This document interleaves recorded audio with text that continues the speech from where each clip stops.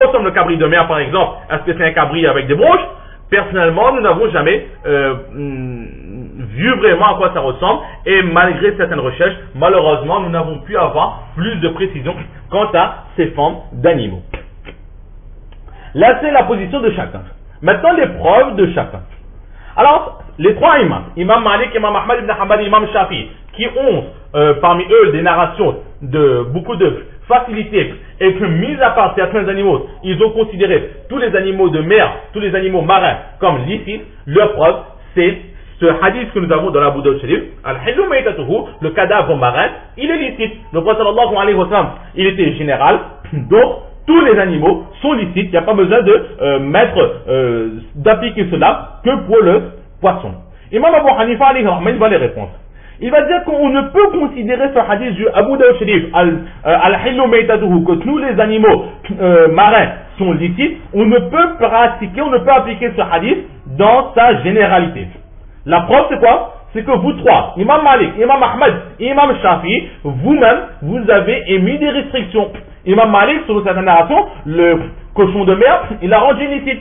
Imam Ahmad ibn Hanbal, il a rendu le crocodile, la grenouille et le requin licite. Imam Shafi, lui, il y a ces trois narrations. Dans une narration, il n'y a que le crapaud. Dans d'autres narrations, il y a tous les animaux qui ne sont pas licites sur terre, ils ne sont pas licites dans la mer. Et la troisième narration, qui est comme Imam Abu Hanifa, où seul le poisson est licite. Vous-même, vous avez émis des restrictions. C'est la preuve que Al-Hillu Maytatuhu, c'est certes un hadith correct, mais on ne peut l'appliquer dans sa généralité. Il faut obligatoirement mettre des restrictions. Et comme vous avez mis des restrictions, nous aussi, nous avons mis des restrictions. Et la restriction à nous, c'est quoi? C'est qu'il n'y a que le poisson qui est licite, le reste ne sera pas licite. Ensuite, les trois imams, ils ont des preuves. Ils ont un verset du Coran dans lequel il dit que pour vous a été rendu licite les animaux de la mer. Et là, dans ce verset, les animaux de la mer ont été rendus licites. Donc là aussi, on ne précise pas le poisson, on dit les animaux de la mer. Donc là, il y a tous les animaux et non pas simplement le poisson. Imam Abu Hanifa alayhi rahmat, il va répondre à cela.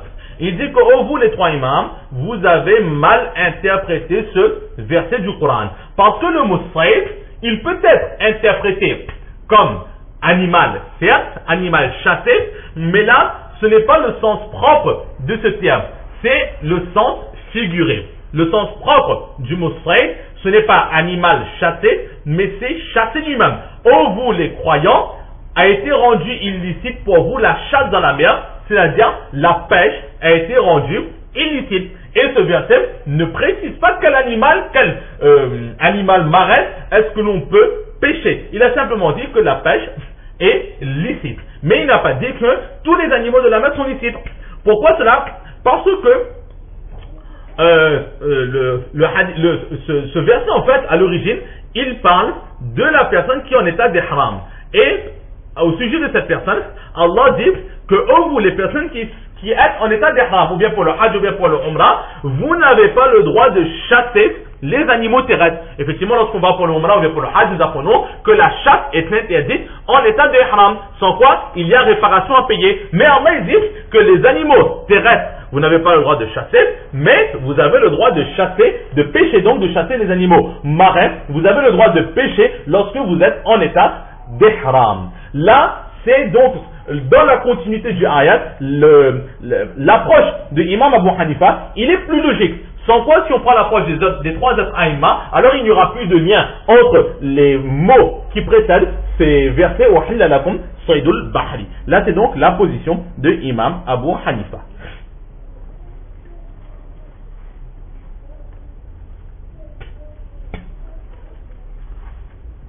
Donc, là, c'est la divergence au sujet des animaux de la mer que nous venons de voir. Et donc, Imam Abu Hanifa, lui, se base surtout sur ce deuxième hadith qui dit il n'y a que deux animaux non égorgés qui sont licites. Le premier, c'est le poisson. Et là, le prophète sallallahu alayhi wa sallam, il n'a pas mentionné tout ce qui ne fait pas partie des poissons. Maintenant, il y a la question récurrente qui ne cesse d'être posée au sujet des crustacés. donc que ce soit donc la crevette, le langouste, etc. Alors, parmi les savants de l'enseignement d'Imam Abu Hanifa, il y a cette divergence, tout simplement parce que le crustacé, est-ce qu'il est considéré comme un poisson ou est-ce qu'il n'est pas considéré comme un poisson? Et l'avis qui est le plus répandu, c'est que le crustacé, c'est un animal marin, mais il ne fait pas partie des poissons. Si on ne considère pas les crustacés comme un poisson, alors sa consommation sera illicite, et si on considère le crustacé comme un poisson, alors sa consommation sera licite. Et là, chacun est parti de ses recherches, mais les savants, les mouftis, ils ont donné comme enseignement d'éviter au maximum la consommation donc de ces crustacés par précaution, de façon à ce que si c'est illicite, nous n'aurons pas consommé quelque chose d'illicite, et si c'est licite, Allah ne nous questionnera pas sur le fait que nous nous sommes abstenus de manger quelque chose de licite. Là, c'est une petite parenthèse. Maintenant, il faut savoir que donc, l'enseignement que nous avons tiré de ce hadith, c'est l'autorisation de faire le wuzu avec l'eau de mer. Mais juste pour notre culture générale, il faut savoir qu'à l'origine, Hazrat Abdullah ibn Amr ibn al-As, radiallahu ta'ala an, lui, compagnon radiallahu ta'ala an, il considérait comme makrou le fait de faire le wuzu avec l'eau de mer. Pourquoi? Parce qu'il a devant lui le hadith que nous avions mentionné plus haut. C'est un hadith que nous n'avons pas de l'Abu Dawud Sharif. C'est quoi? La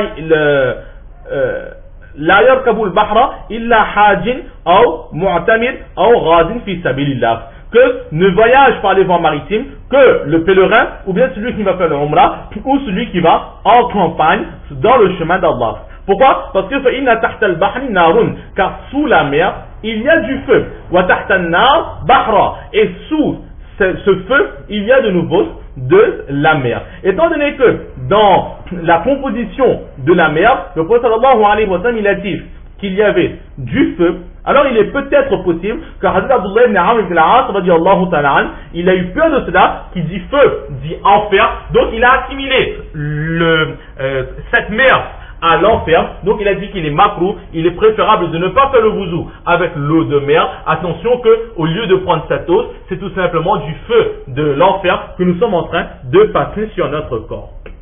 Là, c'est son opinion, mais comme nous avons vu, ce n'est nullement l'avis d'aucun des 4 imams. Maintenant, dans ce hadith que nous venons de mentionner, que sous la mer il y a du feu, qu'est-ce que cela signifie? Une première réponse qui est donnée, c'est tout simplement une image que le prophète sallallahu alayhi wa sallam est en train de dresser devant nous. Ici, le feu signifie la difficulté. Le prophète sallallahu alayhi wa sallam, il veut tout simplement dire qu'exactement comme le feu, il brûle, et très rarement, il nous laisse indemnes, mais il y a très souvent des victimes dans un feu. Alors le prophète sallallahu alayhi wa sallam veut nous mettre en garde qu'attention, les voyages maritimes sont très dangereux. Les tempêtes, les ouragans, les grosses vagues, etc. Très facilement, on peut faire naufrage et on peut se noyer. Donc, par rapport à cela ici, le feu fait allusion à la difficulté dans le voyage maritime.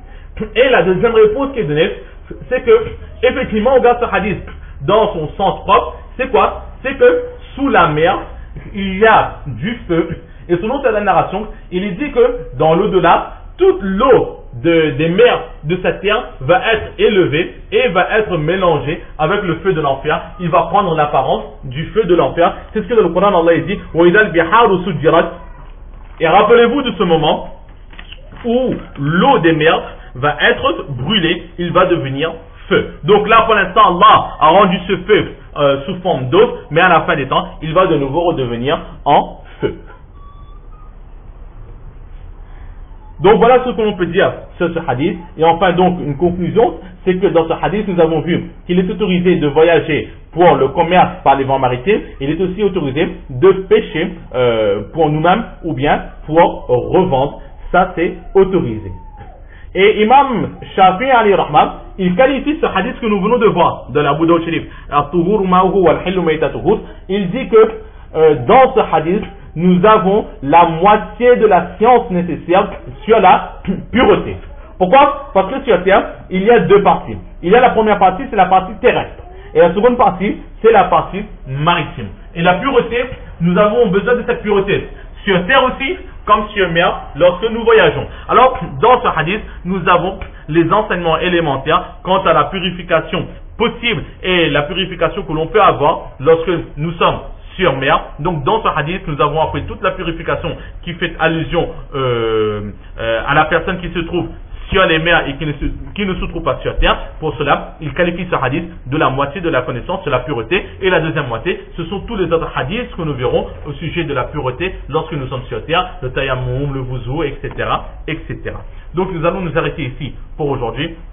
Allah nous tawfiq de comprendre ces quelques paroles, surtout de mettre en pratique et de propager. Wa ma tawfiqi illa billah.